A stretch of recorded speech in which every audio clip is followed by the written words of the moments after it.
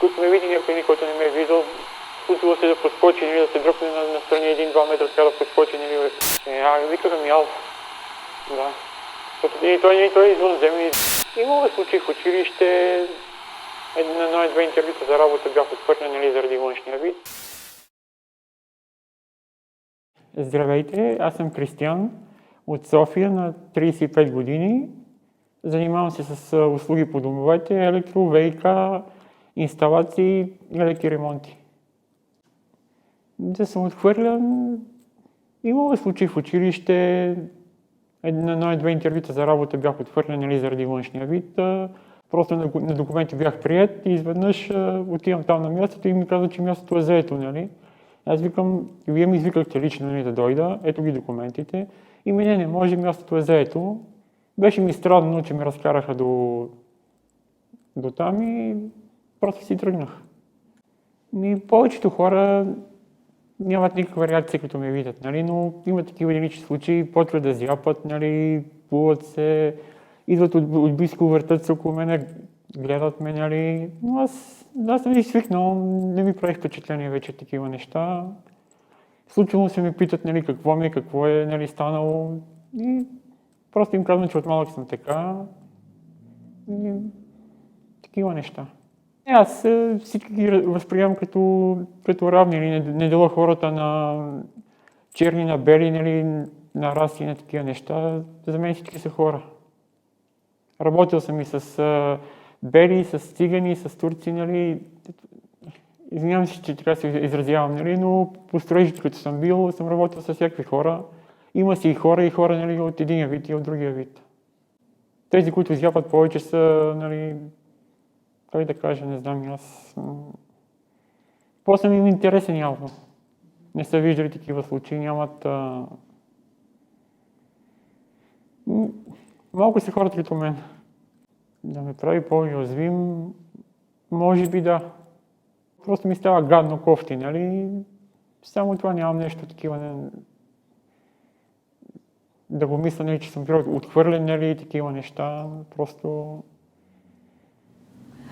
Какво си мислиш, когато, да кажем, ако е на някакъв обект, видиш, че друг човек няма шанс, само защото е от определена етническа общност, или пък името му е по-различно, или е чужденец?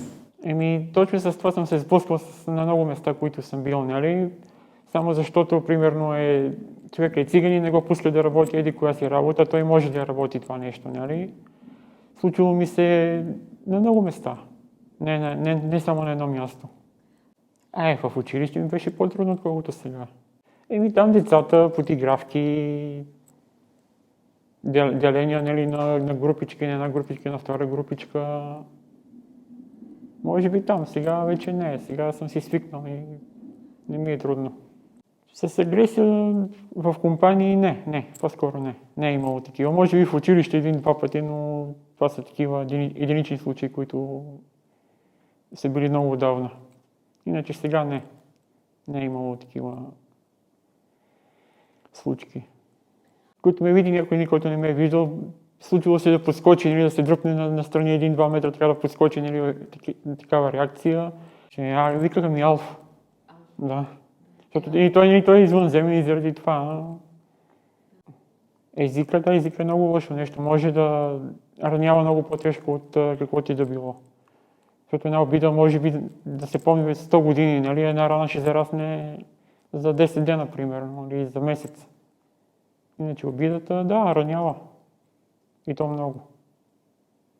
Не знам, не мога да кажа. Може би, защото се помни, може би, защото е по-тежка, по-дълбоко лиза в теб. Като ме обижда, да ме лишава от правото да съществувам, не. По-скоро не. Аз съм си аз, не ги приемам чак толкова нещата навътре. Ти знаеш кой си? Да, аз съм си Кристиян. Нагли са младени, озверели човекоподобни, искащи правото на заплати, без да полагат труд, изказващи помощта по болест, без да са болни, детски за децата, които играят с прасетата на улицата. Майчински помощи за жени от истински инстинкти на улични кучки. Нагли, самодеяни, озверели човекоподобни, готови на убийство, за да ограбят някой лев. Този последния ред ми навява за политиците, които са в момента на управление. Те само искат да ограбят някой лев, без да направят нищо. Да, така ги виждам, защото те само грабят, нищо не правят, нали. Да, тук виждам в този текст, виждам политиците на... Добре. Не знам дали е така. Добре. Може да обиди някои хора, но точно кои в момента... Може би тези просиците, които са накарани да просят, нали, от други хора. Може би тях може да ги обиди това нещо. Език на омразата, може би някоя по-тежка обида към някого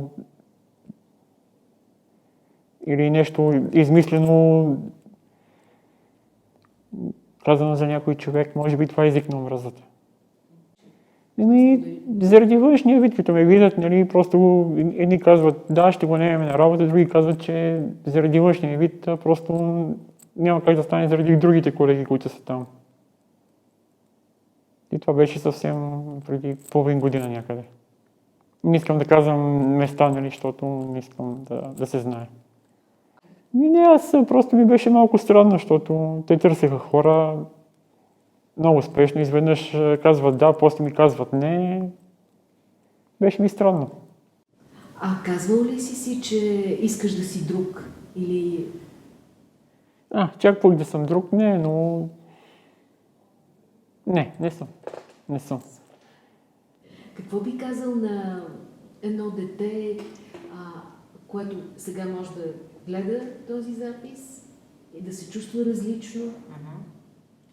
Как да се справи с това? Просто му бих казал да бъде себе си и да не се опитва да се прави на човек, който не е истински човек, и просто себе си.